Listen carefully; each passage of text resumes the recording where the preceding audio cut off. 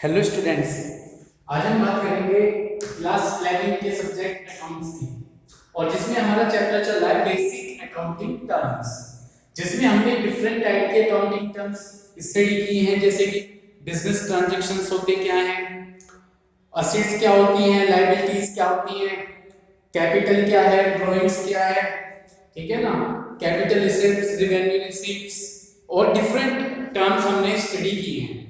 आज जो हमारी रिमेनिंग अकाउंटिंग टर्म्स है, आज ये हमारे चैप्टर का एंडिंग टॉपिक है और जितनी हमारे अकाउंटिंग टर्म्स हैं हम उनको डिस्कस करेंगे। सबसे पहले आज हमारी जो अकाउंटिंग टर्म्स है उसमें है परचेस रिटर्न, ठीक है ना। कल हमने स्टडी किया था कि परचेस क्या होता है। परचेस क्या होता है? जब हम कोई गुड्स परचेस करके लेके आते हैं उसे रीसेल करने के लिए, ठीक है ना। तो अब हम परचेस रिटर्न की परचेस को डिस्कस कर चुके हैं, हम परचेस रिटर्न की बात करते हैं। परचेस रिटर्न का मतलब है कि यदि सप्लायर से हम कोई गुड्स परचेस करके लेके आए हैं और या तो हमें पसंद नहीं आई है या उसमें डिफेक्ट्स वगैरह है, तो यदि हम उस गुड्स को सप्लायर को रिटर्न कर देते हैं तो उसे हम परचेस रिटर्न कहते हैं, ठीक है।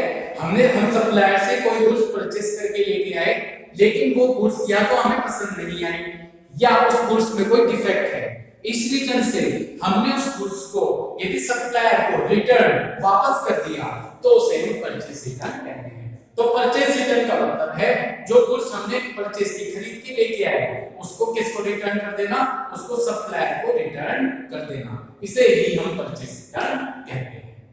नेक्स्ट हमारा है टॉपिक सेल्स रिटर्न।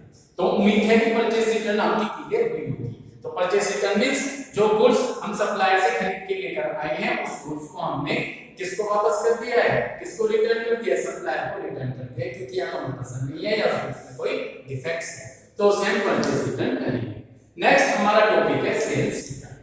अब हम बात करेंगे सेल्स रिटर्न क्या होता है। सेल्स माने बेचना कोई सामान।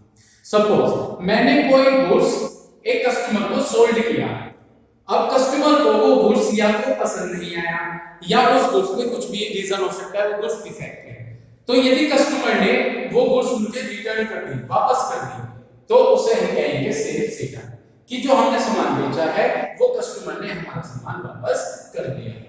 तो सेल्स रिटर्न का मींस क्लियर है।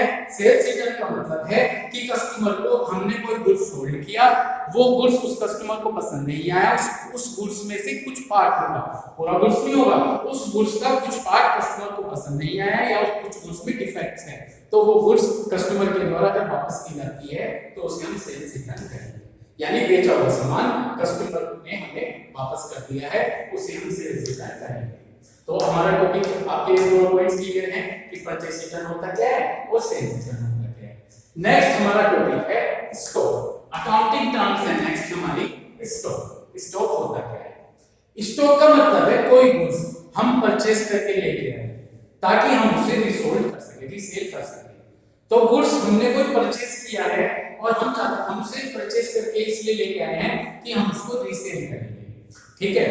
लेकिन उस गुड्स में से कुछ गुड्स ईयर के लास्ट में अनसोल्ड रह गए, यानी बिना बिके रह गए, हम उसको बेच नहीं पाए कुछ गुड्स को, तो हम उसे स्टॉक कहेंगे। तो स्टॉक का मतलब है ऐसी गुड्स जो हम परचेस करके लेके आए थे ताकि हम उसको सोल्ड कर सके, रीसेल कर सके, लेकिन उस गुड्स में से कुछ गुड्स ईयर के एंड में अनसोल्ड रह गए, यानी बिना बिके रह गए, तो उसे ही हम क्या कहेंगे, उसे हम स्टॉक कहते हैं। एक बात मैं रिपीट करूंगा, स्टॉक का मतलब है ऐसी गुड्स जिसे हम परचेस करके लेके आए ताकि हम उसे रीसेल कर सके, लेकिन ईयर के एंड में उस गुड्स में से कुछ गुड्स अनसोल्ड रह गए, बिना बिके रह गए, तो उसे हम क्या कहेंगे, उसे हम स्टॉक कह सकते हैं। स्टॉक को फर्दर डिवाइड किया जाता है ओपनिंग स्टॉक में और क्लोजिंग स्टॉक में। किसमें डिवाइड किया जाएगा? ओपनिंग स्टॉक में और क्लोजिंग स्टॉक में। ओपनिंग स्टॉक का मतलब है ऐसी गुड्स जो ईयर के स्टार्टिंग में अनसोल्ड है, अनसोल्ड का मतलब बिना बिके रह गए हैं, ऐसी गुड्स जो ईयर के बिगिनिंग स्टार्टिंग में अनसोल्ड बिना बिके रह गए हैं, तो उसे हम ओपनिंग स्टॉक कहेंगे। और क्लोजिंग स्टॉक का मतलब होता है ऐसी गुड्स जो कि ईयर के एंड में अनसोल्ड रह गए, बिना बिके रह गए, उसे हम क्लोजिंग स्टॉक कह सकते हैं। किसी भी ईयर का क्लोजिंग स्टॉक नेक्स्ट ईयर का ओपनिंग स्टॉक कहलाएगा। जैसे सपोज 2020 का जो क्लोजिंग स्टॉक होगा ईयर के एंड में अनसोल्ड गुड्स होगा वो 2021 में ओपनिंग स्टॉक कहलाएगा। तो यही ओपनिंग स्टॉक होता है, यही क्लोजिंग स्टॉक है। तो स्टॉक का मतलब है ऐसी गुड्स जिसे हमने परचेज किया था रीसेल करने के लिए, लेकिन वो ईयर के एंड में अनसोल्ड रहेगी, तो उसे हम स्टॉक कहते हैं। स्टॉक को हम फर्दर डिवाइड करते हैं ओपनिंग स्टॉक में और क्लोजिंग स्टॉक में। ओपनिंग स्टॉक का मतलब है ऐसी गुड्स जो कि ओपनिंग स्टॉक का मतलब है ऐसी गुड्स जो कि ईयर के बिगिनिंग, ईयर के स्टार्टिंग में अनसोल्ड रह गई है, बिना बिके रह गई है, उस गुड्स को हम ओपनिंग स्टॉक कहेंगे। और क्लोजिंग स्टॉक का मतलब होता है ईयर के एंड में अगर कोई गुड्स अनसोल्ड रह गई, बिना बिके रह गई, तो उसे हम क्लोजिंग स्टॉक कहेंगे। किसी भी ईयर का क्लोजिंग स्टॉक नेक्स्ट ईयर के लिए ओपनिंग स्टॉक होगा। जैसे मेरा ईयर 1 जनवरी से 31 दिसंबर तक चलता है, स्टार्ट हुआ है 1 जनवरी से और एंड होगा 31 दिसंबर में, तो जो 31 दिसंबर में स्टॉक होगा वो तो क्लोजिंग स्टॉक होगा, बट 1 जनवरी 2021 के लिए वो ओपनिंग स्टॉक कहलाएगा। तो इस साल का 31 दिसंबर 2020 का जो क्लोजिंग स्टॉक होगा वो 2021 के लिए ओपनिंग स्टॉक कहलाएगा। इतनी बात क्लियर हो गई। तो ये हमारी अकाउंटिंग टर्म्स थी स्टॉक, जिसे हमने डिवाइड किया था ओपनिंग स्टॉक में और क्लोजिंग स्टॉक में। क्लियर है? नेक्स्ट हमारा अकाउंटिंग टर्म्स है इन्वेंटरी। इन्वेंटरी एक मैन्युफैक्चरर के लिए, मैन्युफैक्चरर्स मींस जो कि सेल्फ अपने आप से गुड्स का प्रोडक्शन कराता है, गुड्स बनवाता है, प्रोड्यूस कराता है, उसे मैन्युफैक्चरर्स कहते हैं। जो अपने यहाँ पर गुड्स को खुद से प्रोड्यूस कराता है, यानी गुड्स को अपने आप खुद से बनवाता है, उसे मैन्युफैक्चरर्स कहते हैं। एक मैन्युफैक्चरर्स के लिए इन्वेंटरी को ओपनिंग और क्लोजिंग इन्वेंटरी में डिवाइड किया जाता है। किसमें डिवाइड किया जाता है? ओपनिंग इन्वेंटरी और क्लोजिंग इन्वेंटरी। तो एक मैन्युफैक्चरर्स के लिए इन्वेंटरी को ओपनिंग इन्वेंटरी और क्लोजिंग इन्वेंटरी में डिवाइड किया जाता है, और ओपनिंग और क्लोजिंग इन्वेंटरी को हम फर्दर 4 टाइप्स में डिवाइड कर सकते हैं। कितने टाइप में डिवाइड कर सकते हैं? 4 टाइप में। तो मैन्युफैक्चरर्स के लिए ओपनिंग और क्लोजिंग इन्वेंटरी को हम 4 टाइप्स में डिवाइड कर सकते हैं। क्लियर है? एक बार और रिपीट करूंगा। एक मैन्युफैक्चरर्स के लिए जो इन्वेंटरी होगी उस इन्वेंटरी का ओपनिंग और क्लोजिंग इन्वेंटरी को 4 टाइप में डिवाइड किया जाता है। First is inventory of raw material, inventory of work in progress, inventory of finished goods, inventory of stock in trade. Inventory of raw material, inventory of work in progress, inventory of finished goods और inventory of stock in trade. तो एक manufacturer के लिए opening inventory और closing inventory को 4 type में divide किया जाता है। ये वो 4 टाइप है। अब हम इन्हें एक्सप्लेन करते हैं। सबसे पहले मैं बात करूंगा इन्वेंटरी ऑफ रॉ मटेरियल। किसकी बात करूंगा? Inventory of raw material. Inventory of raw material के अंदर वो रॉ मटेरियल आती है। रॉ मटेरियल को अगर हम कहें तो रॉ मटेरियल कच्चा माल बोला जाता है, जिससे हम फर्दर प्रोडक्शन करते हैं, जिससे हम यूजफुल प्रोडक्ट बनाते हैं। तो रॉ मटेरियल को क्या बोला जाता है? कच्चा माल, जिसका यूज करके हम फर्दर फिनिश प्रोडक्ट बनाते हैं, जिस प्रोडक्ट को हम आसानी से यूज कर सकते हैं। तो रॉ मटेरियल हो गया जिसका यूज करके हम फिनिश प्रोडक्ट बना सकते हैं। तो इन्वेंटरी ऑफ रॉ मटेरियल के अंदर ऐसी रॉ मटेरियल आएगी जिनका यूज हम फिनिश प्रोडक्ट बनाने में करते हैं, जिनका यूज हम फिनिश प्रोडक्ट बनाने में करते हैं, बट वो रॉ मटेरियल अब तक यूज नहीं हुई है। तो इन्वेंटरी ऑफ रॉ मटेरियल के अंदर ऐसी रॉ मटेरियल आएंगी जिनका यूज हम फिनिश प्रोडक्ट बनाने में करते हैं, बट उन रॉ मटेरियल का अब तक कोई यूज नहीं हुआ है। जैसे कि एग्जांपल से समझते हैं, क्लॉथ मिल का मतलब जहां पर क्लॉथ कपड़ा बनाया जाता है, उन क्लॉथ मिल के लिए cotton raw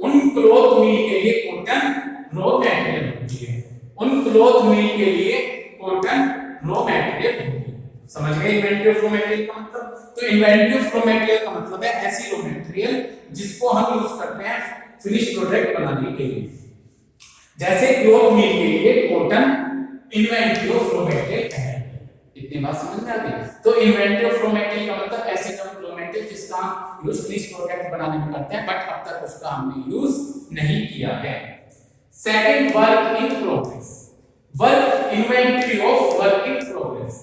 inventory of work in progress का मतलब है कि रॉ मटेरियल यूज तो हो गई है, अभी वो अनफिनिश है, यानी सेमी फिनिश गुड्स है, मटेरियल का यूज किया जा चुका है लेकिन अब तक पूरा फिनिश प्रोडक्ट नहीं बना है, तो उसे हम वर्क इन प्रोग्रेस कहते हैं। उसे हम semi inventory of work in progress हम सेमी फिनिश प्रोडक्ट कहेंगे, जो बनकर अभी तैयार नहीं हुआ है, तो उसे हम inventory of work in progress कहेंगे, जहां रॉ मटेरियल यूज हो गई है लेकिन अभी फिनिश प्रोडक्ट बनकर तैयार नहीं हुआ है, अभी हमें और प्रोसेस करनी है उस सेमी फिनिश प्रोडक्ट को फिनिश प्रोडक्ट में कन्वर्ट करने के लिए, अभी हमें और प्रोसेस करनी है, तो उसे inventory of work in progress कहते हैं। समझ गए? तो रॉ मटेरियल का यूज हो चुका है लेकिन अब तक फिनिश प्रोडक्ट नहीं बना है, फिनिश प्रोडक्ट बनाने के लिए अभी जो सेमी फिनिश प्रोडक्ट है उसको और प्रोसेस करना पड़ेगा ताकि उसे फिनिश प्रोडक्ट में कन्वर्ट किया जा सके।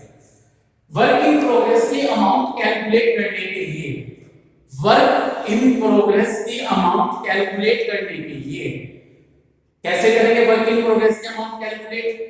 जितनी रॉ मटेरियल यूज हुई है, जितनी लेबर लगी है, जितनी फ्यूल यूज हुई है, जितना पावर यूज हुई है, पावर यूज हुई है, और जितने अदर एक्सपेंसेस हैं उनका रेशो निकाल लेंगे। सपोज 60% प्रोडक्ट बनके तैयार हो गया है, तो जो मैंने आपको ये 4 और 5 थिंग्स बताई हैं, रॉ मटेरियल की कॉस्ट, लेबर की कॉस्ट, फ्यूल की कॉस्ट, पावर की कॉस्ट और अदर एक्सपेंसेस की कॉस्ट, जितना काम हुआ है 60% हुआ है, तो ये 60% कैलकुलेट 60% निकाल कर इन अमाउंट्स का, किन अमाउंट्स का? रॉ मटेरियल की कॉस्ट का, लेबर का, फ्यूल का, पावर का, एक्सपेंस का 60% निकाल लेंगे। ठीक है, 60% निकल जाएगा तो वर्क इन प्रोग्रेस की कॉस्ट आ जाएगी। किसकी कॉस्ट आ जाएगी? वर्क इन प्रोग्रेस की कॉस्ट आ जाएगी। तो inventory of work in progress का मींस क्लियर है। Inventory of work in progress का मतलब होता है कि ऐसी इन्वेंटरी स्टॉक, ऐसी रॉ मटेरियल जो हमने यूज कर लिया फिनिश प्रोडक्ट बनाने में लेकिन अभी फिनिश प्रोडक्ट बनकर तैयार नहीं हुआ, सेमी फिनिश प्रोडक्ट है, ठीक है, तो उसे हम inventory of work in progress कह सकते हैं। अभी उसे फर्दर और प्रोसेस करना पड़ेगा ताकि फिनिश प्रोडक्ट में कन्वर्ट किया जा सके। और कॉस्ट कैसे निकालेंगे वर्क इन प्रोग्रेस की? सपोज 60% प्रोडक्ट बनकर तैयार हुआ है, तो जितनी रॉ मटेरियल की कॉस्ट है, जितनी लेबर की कॉस्ट है, फ्यूल, पावर, इन सब की कॉस्ट है, उन सब का 60% निकाल लेंगे तो हमारी वर्क इन प्रोग्रेस की कॉस्ट आ जाएगी। नेक्स्ट हम बात करते हैं फिनिश गुड्स की, inventory of finish goods. Inventory of finish goods का मतलब है ऐसी रॉ मटेरियल जो कि कन्वर्ट हो चुकी है फिनिश गुड्स में, यानी हमारा फिनिश गुड्स बनकर तैयार है, तो उसे हम इन्वेंटरी ऑफ फिनिश गुड्स कह देते हैं। जैसे क्लॉथ मिल के लिए, एक क्लॉथ मिल के लिए finish cloth inventory of finish goods कहलाएगा। तो एक क्लॉथ मिल के लिए फिनिश क्लॉथ यानी बनकर तैयार हुआ क्लॉथ वो क्या कहलाएगा? इन्वेंटरी ऑफ फिनिश गुड्स कहलाएगा। तो फिनिश गुड्स वो होगा जबकि रॉ मटेरियल का यूज करके हमने फाइनल प्रोडक्ट तैयार कर लिया है, तो उसे हम इन्वेंटरी ऑफ फिनिश गुड्स कहते हैं। नेक्स्ट हम बात करते हैं inventory of stocking trade. Inventory of stocking trade का मतलब है जहां पर हम कोई गुड्स परचेज करते हैं रीसेल करने के लिए, उसे हम इन्वेंटरी ऑफ स्टॉकिंग ट्रेड कहते हैं। इन्वेंटरी ऑफ स्टॉकिंग ट्रेड का मतलब हमने कोई गुड्स परचेज किया है रीसेल करने के लिए, उसे बेचने के लिए, तो उसे हम इन्वेंटरी ऑफ स्टॉकिंग ट्रेड कहते हैं। तो उम्मीद करता हूं आपको अकाउंटिंग टर्म्स क्लियर हुई होगी इन्वेंटरी, ठीक है। नेक्स्ट हमारी टर्म्स है डेटर्स। डेटर्स वो पर्सन होते हैं जिन्हें हमने या तो कोई क्रेडिट मींस उधार, हमने क्रेडिट कोई गुड्स सोल्ड किया है, या तो हमने कोई उधार सामान बेच दिया है, ठीक है, या हमने इन्हें कोई सर्विस दी है, हमने इन्हें कोई सर्विस प्रोवाइड की है क्रेडिट उधार, ठीक है।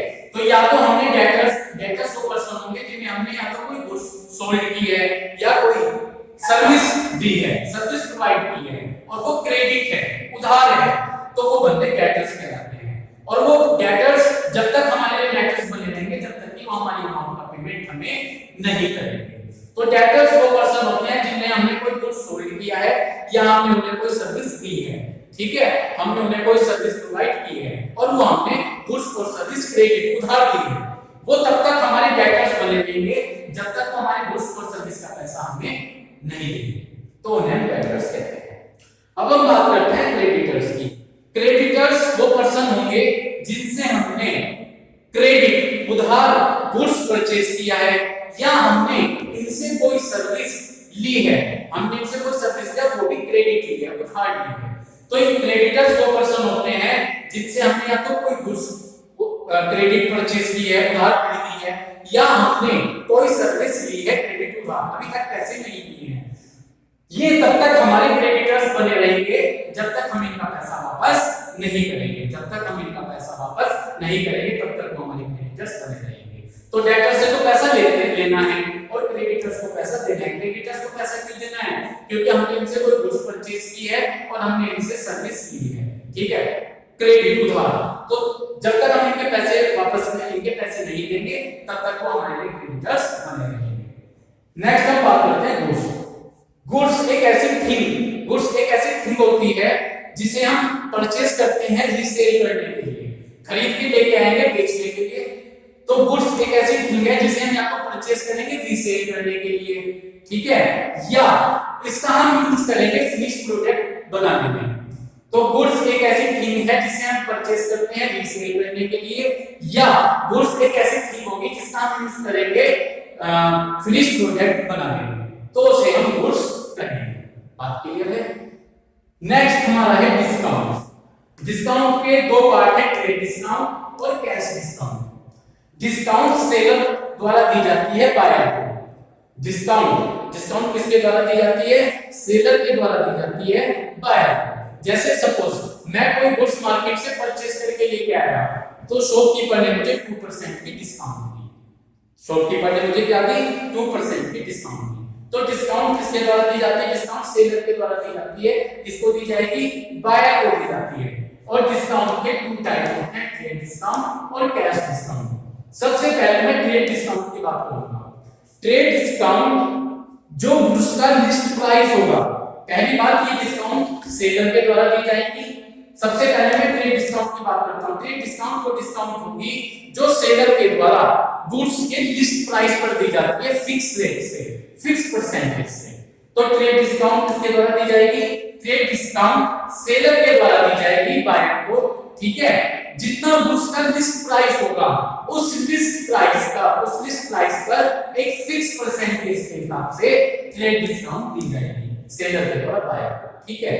इस ट्रेड डिस्काउंट की अकाउंट्स की बुक में कोई एंट्री नहीं होगी, क्योंकि ये ट्रेड डिस्काउंट सीधे बिल से माइनस कर दिया जाता है। सीधे किससे माइनस कर दिया जाएगा? बिल या कैश मेमो से माइनस कर दिया जाएगा, ठीक है। तो ट्रेड डिस्काउंट सेलर के द्वारा बायर को दी जाती है, गुड्स के लिस्ट प्राइस पर फिक्स रेट से दी जाएगी। ट्रेड डिस्काउंट की अकाउंट्स की बुक में कोई एंट्री नहीं होती, क्योंकि सीधे बिल में से माइनस कर दी जाती है। और बेसिकली ट्रेड डिस्काउंट का मेन पर्पस होता है सेलर का कि ज्यादा से ज्यादा गुड्स को सोल्ड किया जाए बायर को, क्योंकि जब डिस्काउंट होगी तो बायर ज्यादा से ज्यादा क्वांटिटी में सामान परचेज करेगा। ऐसे हम बात करते हैं कैश डिस्काउंट की। सेलर के द्वारा दी जाएगी बायर को, इसलिए दी जाएगी ताकि जो बायर है वो जल्दी से जल्दी पेमेंट करे, यानी गुड्स या तो कैश परचेज करे या जल्दी से जल्दी वो उस गुड्स का कैश पेमेंट करे। जैसे कि मैं कोई गुड्स परचेज करके लाया राम से, तो राम ने मुझे ऑप्शन दिया कि अगर आप 1 वीक के अंदर पेमेंट कर दोगे तो मैं आपको 2% की डिस्काउंट दूंगा। तो मेरे मन में क्या आएगा कि अगर मैं 1 वीक के अंदर पैसा दूंगा तो मुझे 2% पैसा कम देना पड़ेगा, तो उसे हम कैश डिस्काउंट कहते हैं। क्लियर है? तो कैश डिस्काउंट किसके द्वारा दी जाएगी? सेलर के द्वारा बायर को दी जाएगी, ताकि बायर जल्दी से जल्दी उस गुड्स का पेमेंट कर सके। कैश डिस्काउंट की अकाउंट्स की बुक में एंट्री होती है। कैश डिस्काउंट की कहां एंट्री होगी? अकाउंट्स की बुक में एंट्री होती है। तो ट्रेड डिस्काउंट के अकाउंट की बुक में एंट्री नहीं होगी, ये सीधे बिल में से माइनस कर दी जाएगी, और कैश डिस्काउंट के अकाउंट्स की बुक में एंट्री होती है। अब मैं बात करता हूं GST, goods and service tax. Goods and service tax हमारी गवर्नमेंट ने क्या किया है? पहले बहुत सारे टैक्स होते थे, जैसे कि sales tax, service tax, excise duty tax, VAT, ये सभी डिफरेंट टैक्स होते थे। लेकिन वन नेशन वन टैक्स के कंसेप्ट पे हमारी गवर्नमेंट ने गुड्स एंड सर्विस टैक्स को अप्लाई किया है।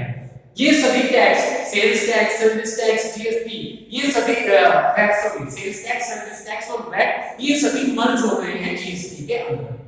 ठीक है, तो हमारी गवर्नमेंट चाहती है one tax one nation one tax. हमारी गवर्नमेंट क्या चाहती है? One nation one tax. इतनी बात क्लियर हो गई। जीएसटी, अगर हम कोई गुड्स परचेज करेंगे तो परचेज करते हुए जीएसटी क्या होगी? परचेज करते हुए जीएसटी पे करेंगे। लेकिन यदि हम कोई गुड्स सोल्ड कर रहे हैं, बेच रहे हैं, तो जीएसटी कलेक्ट करेंगे। तो जीएसटी के full form goods and service tax. हमारी गवर्नमेंट ने वन नेशन वन टैक्स के कंसेप्ट पर जितने भी डिफरेंट टैक्स थे, sales tax, service tax, VAT, ठीक है, एक्साइज ड्यूटी टैक्स, उन सबको जीएसटी में मर्ज कर दिया है। वो चाहते हैं कि वन नेशन वन टैक्स का कंसेप्ट हो।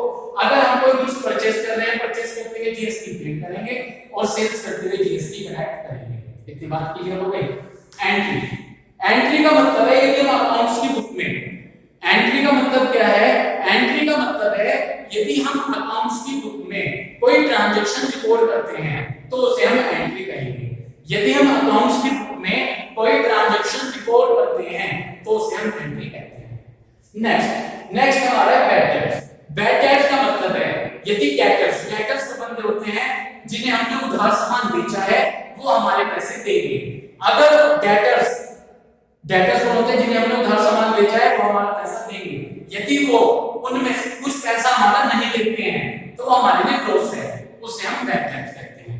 तो जो पैसा हम डेटर्स से रिकवर नहीं कर पाए, ये हमारे लिए लॉस है, उसे हम बैड डेट्स कहते हैं। जैसे मैंने एक कस्टमर को 1 लाख रुपीस का गुड्स उधार बेचा, सोल्ड किया, उसने मुझे 99,000 रुपीस दिए, लेकिन 1,000 रुपीस मेरे नहीं दिए, ये मैं उससे ले नहीं पाया, तो ये मेरे बैड डेट्स हैं। तो डेटर्स से जो पैसा हम रिकवर नहीं कर पाए, वो हमारे लिए बैड डेट्स है, वो हमारे लिए लॉस हुआ है।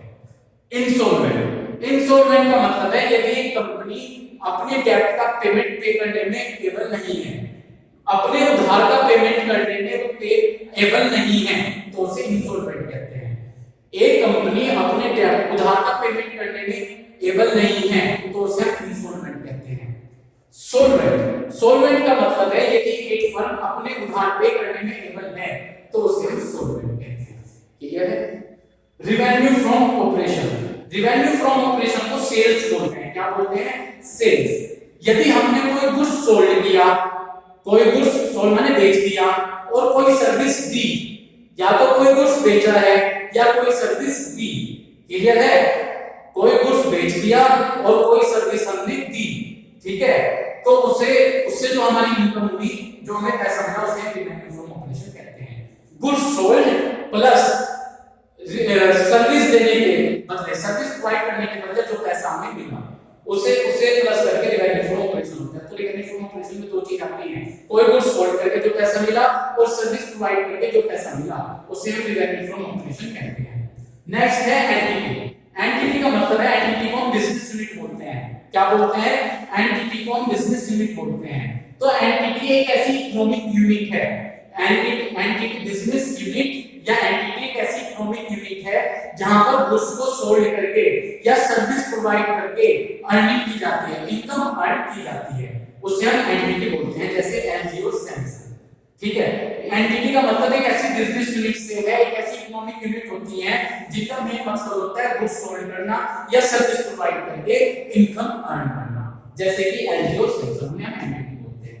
टर्नओवर को टोटल सेल कहते हैं। क्या कहते हैं? Total sale. एक अकाउंटिंग पीरियड में जितनी हमने टोटल सेल की है उसे हम टर्नओवर कहते हैं। लाइव स्टॉक में डोमेस्टिक एनिमल आ जाते हैं, घरेलू एनिमल आ जाते हैं, जैसे कि हॉर्स, ठीक है। तो लाइव स्टॉक का मतलब एनिमल्स, डोमेस्टिक एनिमल्स जैसे कि हॉर्स। और इन्वेस्टमेंट का मतलब है यदि हमने कोई पैसा इन्वेस्ट किया है शेयर्स में और डिबेंचर्स में, ताकि हमें उन पर रिटर्न इनकम मिल सके, उसे हम इन्वेस्टमेंट कहते हैं। इन्वेस्टमेंट का मतलब है यदि हमने कोई इन्वेस्ट किया है शेयर्स में और डिबेंचर में, ताकि हमें उस पर कोई अर्निंग मिल सके, तो उसे हम इन्वेस्टमेंट कहते हैं। Thank you. उम्मीद है आपको ये क्लिप समझ में आई होगी।